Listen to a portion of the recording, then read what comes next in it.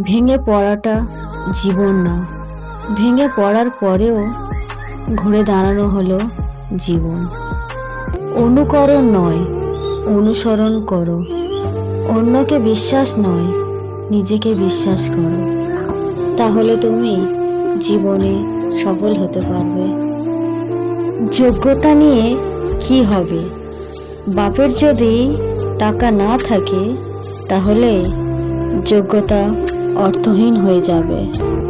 বিশ্বাস এমন কাউকে করো যে তোমার বিশ্বাসের মর্যাদা রাখতে পারে।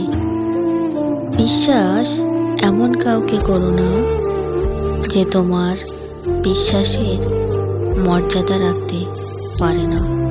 যে তোমাকে সত্যি ভালোবাসে তাকে তুমি আগলে রেখো, কারণ পৃথিবীতে এত মানুষ থাকার সত্ত্বেও সে তোমাকে তার জীবন সঙ্গী করতে চেয়েছে।